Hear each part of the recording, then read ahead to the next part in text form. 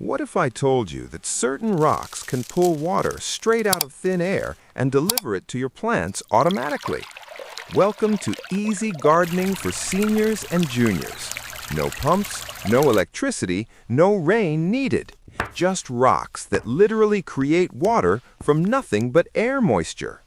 Sounds like science fiction, right? But farmers in the driest deserts on Earth have been using these water-pulling rocks for thousands of years to grow crops where nothing should survive. And now scientists have figured out exactly how it works and how to use it in modern gardens. In the next few minutes, I'm going to show you which rocks have this incredible water-pulling ability, where to get them for almost nothing, and how to set up a system that waters your plants even during the worst droughts. Your plants will never go thirsty again, even when it doesn't rain for months.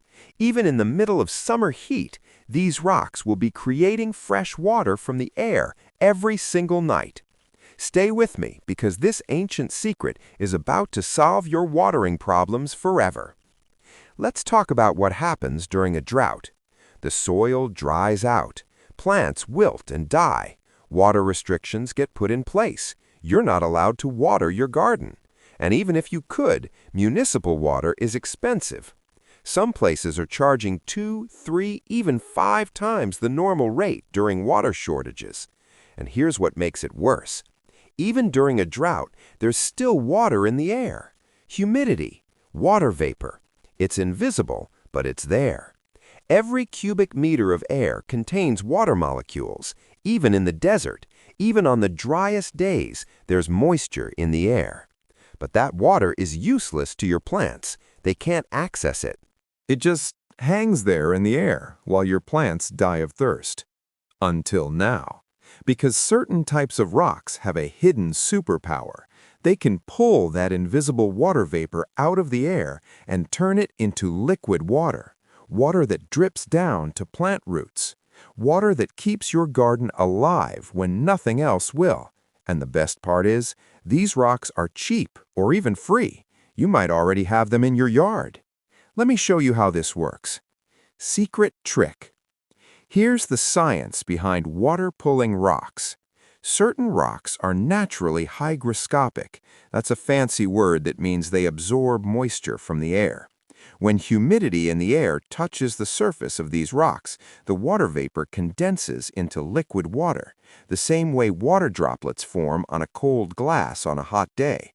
But these rocks do it better than anything else.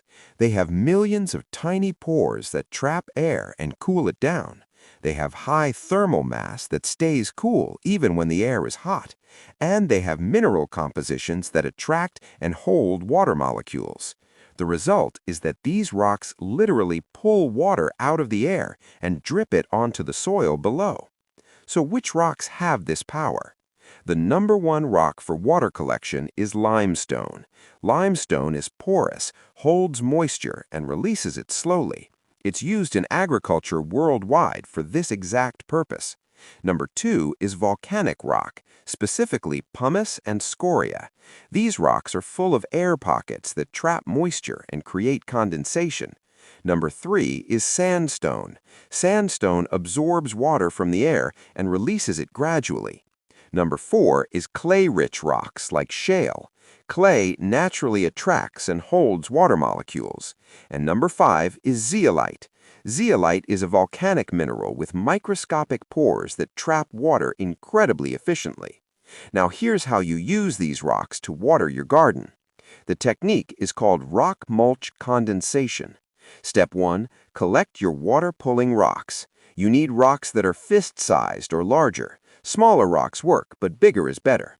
You can find limestone, pumice, and sandstone at most landscape supply stores for a few dollars per bag, or you can collect rocks from nature if you know what to look for. Step 2, place the rocks around your plants. Create a ring of rocks around each plant, about 12 inches from the stem, or create rock rows between your garden rows. The rocks should be touching the soil. Step 3, let the rocks work at night. During the day, rocks heat up in the sun, but at night they cool down faster than the surrounding air. This temperature difference causes water vapor in the air to condense on the rock surfaces. Tiny droplets form. The droplets combine into larger drops. The drops roll down the rocks and soak into the soil. Step 4. Maximize condensation with strategic placement. Place rocks on the north side of plants where they stay cooler. Partially bury rocks so the underground portion stays even cooler. Use larger rocks because they have more surface area for condensation. Here's the advanced technique that multiplies water production. Create a rock pile moisture trap. Stack rocks in a pyramid shape about 2 feet tall. Leave air gaps between rocks. At night, air flows through the gaps. The rocks cool the air. Water condenses throughout the entire pile. The water drips down to the center and bottom of the pile. At the base of the pile, bury a container to catch the condensed water, or plant moisture-loving plants right at the base. Some farmers report collecting up to 1 liter of water per night from a 3-foot rock pile in humid climates. In dry climates, it's less, but still significant. And here's the brilliant part. The rocks keep working even during droughts when nothing else will.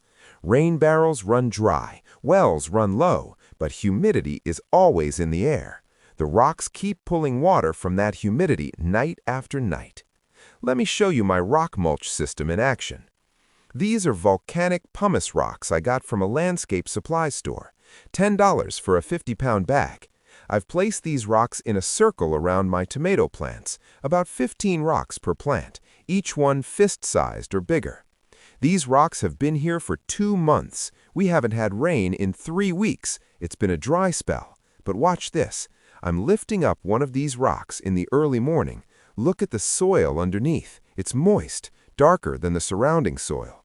This moisture came from overnight condensation on the rocks. Let me check the soil temperature.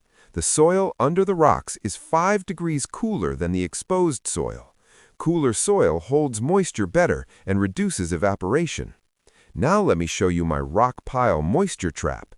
This is a pyramid of limestone rocks about 2.5 feet tall. I built this 6 weeks ago. Inside the pile, I buried a small plastic container to catch dripping water. Let me carefully remove some rocks from the top. Look at this. The rocks inside are wet, covered in condensation. And here's the collection container. It has about 2 cups of water in it. That water condensed from the air over the last 3 nights. 2 cups doesn't sound like much, but for a plant growing right at the base of this pile, it's the difference between life and death during a drought. Now let me show you the plant comparison. These pepper plants have rock mulch around them. These pepper plants 10 feet away have regular straw mulch. Both beds get the same sunlight and soil. Neither has been watered by hand in 3 weeks. Look at the difference. The rock mulch peppers are green and healthy. The straw mulch peppers are starting to wilt.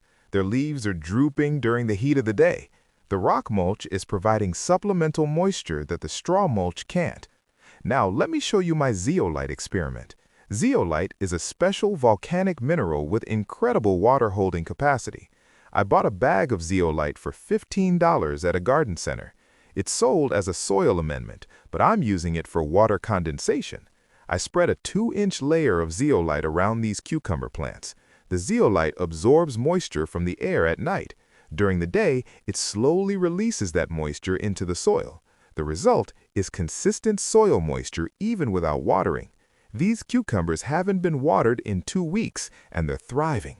Here's the soil moisture reading. 6 inches deep, the moisture level is at 60%. That's perfect for cucumbers. Compare that to the soil 10 feet away without zeolite. Moisture level is at 30%. Too dry. The zeolite is making a huge difference. So what can you expect if you use water-pulling rocks in your garden? First, you'll have backup water during droughts. The rocks won't replace all your watering needs, but they'll supplement it significantly. In humid climates, rock condensation can provide 10 to 20% of your plant's water needs. In dry climates, it's less, maybe 5 to 10%. But during a severe drought, that extra 5 to 20% could be what keeps your plants alive. Second, you'll reduce your watering frequency. Instead of watering every 2 days, you might only need to water every 4 or 5 days. The rocks are buying you time. Third, you'll save money. A 50-pound bag of pumice or limestone costs $10 to $15. That's enough to mulch 20 to 30 plants. Once you buy the rocks, they last forever. They keep working year after year. No ongoing cost. Fourth, you'll improve soil health. Many of these rocks, especially limestone and zeolite, slowly release beneficial minerals into the soil. Calcium, magnesium, silica, and trace elements. Your soil gets better over time. And fifth, you'll have peace of mind. Even during water restrictions and droughts, your garden has a backup water source. You're not completely dependent on rain or municipal water. You have a third option that never runs dry. Here's what I want you to do. This weekend, buy one bag of pumice, limestone, or zeolite, $15 or less. Choose your most valuable plants, your tomatoes, your peppers, your herbs. Place rocks around those plants, 12 to 20 rocks per plant in a circle, and watch what happens over the next 2 weeks. Check the soil moisture under the rocks. Compare it to the soil moisture in areas without rocks. See the difference for yourself. Then expand the system to more plants. Build rock pile moisture traps. Experiment with different rock types. Find what works best in your climate. This is ancient technology that modern science has finally explained. This is how you survive droughts. This is how you build true water independence. So stop worrying about water shortages. Start using rocks that pull water from thin air. If this video amazed you, hit that like button and subscribe for more survival gardening secrets. Drop a comment and tell me what type of rocks you have available in your area. Let's figure out your best options together. Thanks for watching, and I'll see you in the next video with another game-changing technique. Until then, let those rocks work and grow abundance from air.